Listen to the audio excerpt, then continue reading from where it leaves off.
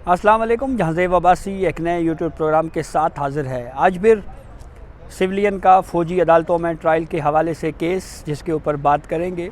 9 मई के वाक़यात में मुलव्वस सिविलियन का फ़ौजी अदालतों में ट्रायल का फ़ैसला किया गया था।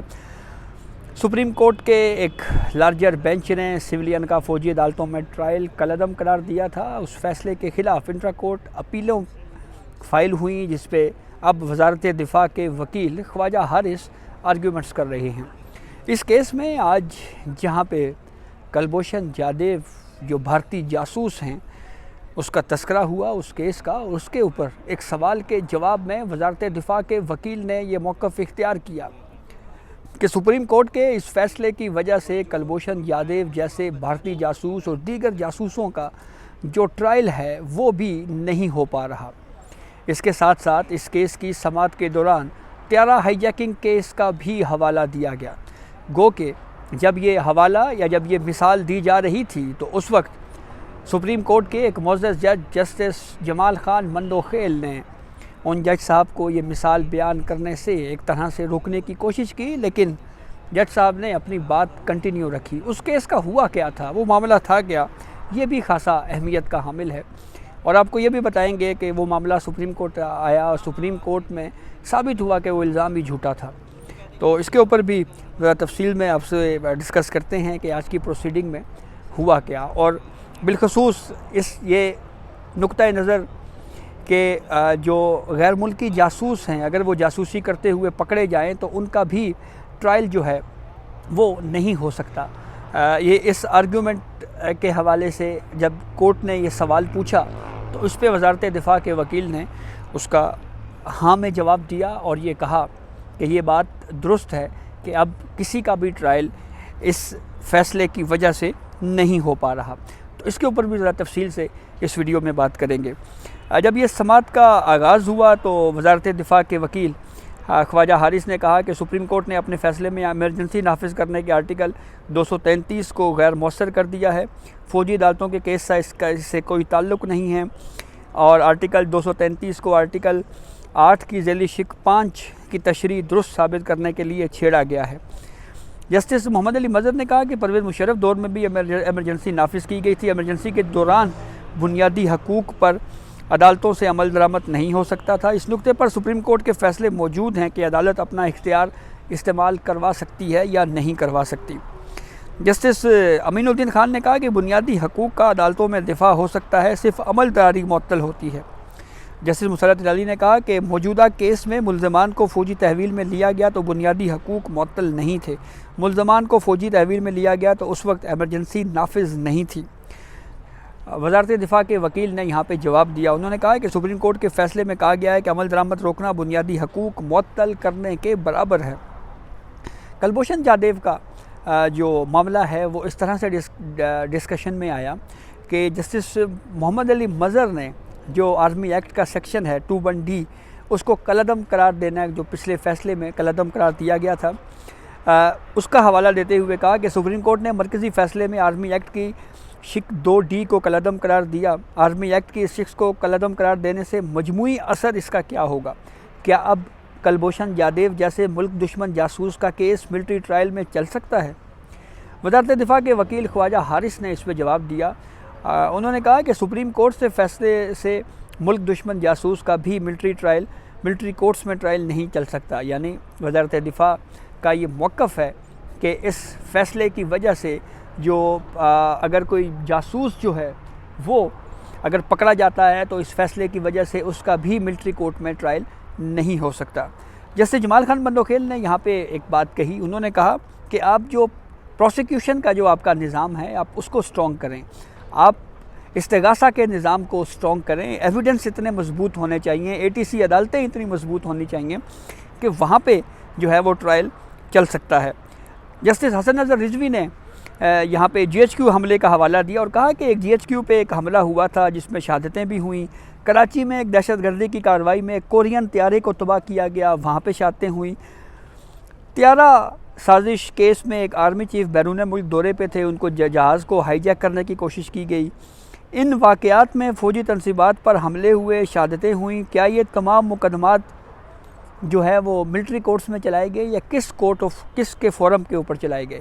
जब ये बात के त्यारा साजिश हाईजैकिंग केस का बात कर रहे थे, ये नाम तो उन्होंने नहीं लिया, लेकिन त्यारा हाईजैकिंग केस एक ही है जो मियां मोहम्मद नवाज शरीफ के ऊपर उस वक्त की फ़ौजी जो हुकूमत है उनकी जानिब से बनाया गया था। और वो केस ये था जी कि एक आर्मी चीफ़ के तैयारी को हाईजैक करने की कोशिश की गई है। फिर जिला वतनी के बाद फिर वो केस तवील अरसे तक अदालतों में चलता रहा और फिर सुप्रीम कोर्ट के फोरम तक ये मामला डिसाइड हुआ कि वो जो इल्ज़ाम था वो दुरुस्त नहीं था। तो यही इसी तनाजुर में जस्टिस जमाल खान मंदोखेल ने जस्टिस हसन नज़र रिजवी साहब को थोड़ा बताने की कोशिश की। तो उस पर जस्टिस हसन नज़र रिजवी साहब ने जस्टिस जमाल साहब ने कहा कि नहीं, मैं बात कर रहा हूँ। तो यूँ उन्होंने अपनी बात मुकम्मल की, लेकिन जस्टिस जमाल खान मंदोखेल ने बहरहाल कहा कि वो तो महज एक इल्ज़ाम था। जस्टिस हसन नज़र रिजवी ने कहा कि ऐसे वाक़यात जिसमें फ़ौजी तनसीबात के ऊपर अटैक्स हुए हैं, आप उनका डाटा हमें फ़राहम करें।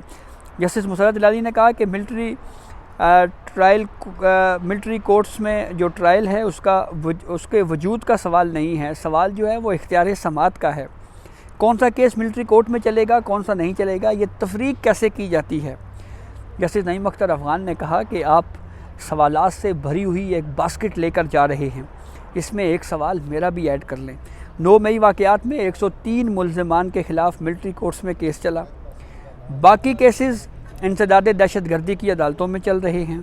ये तफरीक कैसे की गई, कौन सा केस मिलिट्री कोर्ट में चलेगा, कौन सा केस इंसदाद दहशतगर्दी की अदालतों में चलेगा। मुल्ज़िमान को फ़ौज की तहवील में देने का इंसदाद दहशतगर्दी अदालतों का तफसीली फ़ैसला किधर है। जस्टिस जमाल खान ने कहा कि किस जुर्म पर कौन और कैसे तय करता है कि ये केस कहाँ चलेगा, मुकदमात कहाँ चलने हैं, इसकी तफरीक कैसे और किन असूलों के ऊपर की जाती है। जस्टिस मोहम्मद अली मज़र ने यह सवाल पूछा। जस्टिस जमाल मंदोखेल ने कहा कि इंसदाद दहशतगर्दी अदालत से मुल्ज़िम बरी हो रहा हो तो उसे फ़ौजी अदालत से सज़ा हो रही है। क्या फ़ौजी अदालतों में कोई ख़ास सबूत फराहम किया जाता है? इंसदाद दहशतगर्दी अदालतों को क्यों मजबूत नहीं किया जा रहा? अदालतों ने फ़ैसला तो शवाहिद देख कर ही करना होता है। जस्टिस हसन नज़र रिजवी ने कहा कि क्या 9 मई का वाक़या दहशतगर्दी से ज़्यादा संगीन जुर्म है जो उसका ट्रायल फ़ौजी अदालत में हो रहा है? अच्छे तफ्तीशी अफसरान और प्रोसिक्यूटर रखें तो अदालतों से सज़ाएँ भी होंगी। फिर उसके बाद एडिशनल एडवोकेट जनरल पंजाब पेश हुए। उनकी जानिब से जेल में जिन लोगों को जो 9 मई वाक़यात में मुलव्वस जो मिलिट्री कोर्ट से जिनको सज़ा हुई थी, उनको सहूलियात के हवाले से तफसील कोर्ट के सामने रखी गई और कहा गया जी कि मुजरिमान को सुबह 7:30 बजे नाश्ते के बाद लॉन में छोड़ दिया जाता है, शाम 4-5 बजे तक मुजरिमान बाहर ही रहते हैं। जस्टिस जमाल खान ने पूछा कि ये कौन सा डेथ सेल वाला लॉन तो नहीं है कहीं? तो एडिशनल एडवोकेट जनरल ने कहा कि नहीं सर, ये वो वाला लॉन नहीं है जो आपने देखा हुआ है। एडवोकेट जनरल पंजाब ने कहा कि जेल में जहाँ पे ये प्रीमिसेस हैं, जहाँ पे इन लोगों को रखा गया है, यहाँ पे एक टक शॉप भी है और वहाँ पे जो सज़ा याफ्ता मुल्ज़िमान हैं ये पैसे देकर वहाँ से टक शॉप से कॉफ़ी भी पी सकते हैं। घर से मैट्रेस लाने की भी मैट्रेस भी घर से उनको मंगवाए गए, उन्होंने वहाँ पे रखे। इस पे एक लुकमा दिया एडवोकेट फैसल सिद्दीकी साहब ने। उन्होंने कहा कि आपका मतलब है कि घर वाला माहौल है। जस्टिस मुसर्रत इलाही ने कहा कि आप गलत बयानी तो इस मामले के ऊपर नहीं कर रहे, क्योंकि हमारे पास एक जेल इस्लाहात कमेटी भी है, हम उससे भी रिपोर्ट मंगवा सकते हैं। एडिशनल एडवोकेट ने कहा कि मुझे 30 साल प्रैक्टिस करते हुए हो गए हैं, मैं क्यों झूठ बोलूँगा। जस्टिस मुसर्रत इलाही ने कहा कि मैं भी एडिशनल एडवोकेट जनरल के ओहदे के ऊपर फाइज रह चुकी हूँ। जहाँ आइन मुअत्तल ना हो, क्या वहाँ मिलिट्री कोर्ट्स में सिविलियन का ट्रायल हो सकता है? ये कौन और कैसे तय करता है कि कौन सा केस मिलिट्री कोर्ट्स में चलेगा और कौन सा सिविल कोर्ट्स में? ख्वाजा हारिस ने इस पर जवाब दिया। उन्होंने कहा कि सेक्शन 94 के तहत कमांडिंग अफसर का जिक्र है, मैं इस पर तफसील से दलाइल दूँगा। जस्टिस जमाल ने कहा कि मिलिट्री कोर्ट्स ज़रूर बनाएं, मिलिट्री कोर्ट समेत हर अदालत का एहतराम है, लेकिन आइन के अंदर रहते हुए कोर्ट्स बनाएं। महरम अली केस का हवाला दिया जस्टिस जमाल खान मंदोखेल ने और ये कहा कि महरम अली केस में सुप्रीम कोर्ट ने यह कहा है कि कोई अदालत आइन से मुतसादम नहीं बनाई जा सकती। जस्टिस अमीनुद्दीन खान ने कहा कि हम सज़ा याफ्ता मुल्ज़िमान से मुतल्लिक कोई ऑर्डर नहीं दे सकते, हमें सबकी सिक्योरिटी अजीज़ है। वकालतनामा पर दस्तखत की सहूलत ना मिलने समेत किसी भी किस्म की कोई भी शिकायत है तो मुतल्लिका डिस्ट्रिक्ट एंड सेशन जजेस से रुजू किया जाए, ये आइनी बेंच की जानिब से ऑर्डर दिया गया है। जस्टिस मोहम्मद अली मज़र ने एक ऑब्जर्वेशन दी। उन्होंने कहा कि जेल मैनुअल के तहत वकालतनामे पर दस्तखत करना सबका हक है। फैसल सिद्दीकी एडवोकेट उन्होंने कहा कि डिस्ट्रिक्ट एंड सेशन जजेस से सुप्रीम कोर्ट रिपोर्ट्स मंगवा लें, यानी एक तरह से आईनी बेंच जो है वो एक मॉनिटरिंग जज के तौर के ऊपर काम करे। तो इस पर जस्टिस अमीनुद्दीन खान ने इस इस्तरा को रद्द किया और कहा कि हम अपने स्कोप से बाहर नहीं जाएंगे। एडवोकेट फैसल सिद्दीकी ने कहा है कि ख्वाजा हारिस जो हैं उन्होंने नैब तरमीम केस में 6 माह तक दलाइल दिए थे। ख्वाजा हारिस टेस्ट मैच की तरह लंबा खेलते हैं। जस्टिस जमाल ने कहा कि आप T20 की तरह खेलना चाहते हैं, इन्हें अपनी मर्ज़ी के साथ दलाइल देने दें। तो यूँ इस केस की समाअत मुकम्मल हुई आज की प्रोसीडिंग, और कल अब इस केस के ऊपर दोबारा समाअत होगी। तो ये अब तक की अपडेट थी जिससे हमने आपको आगाह किया। बहुत शुक्रिया।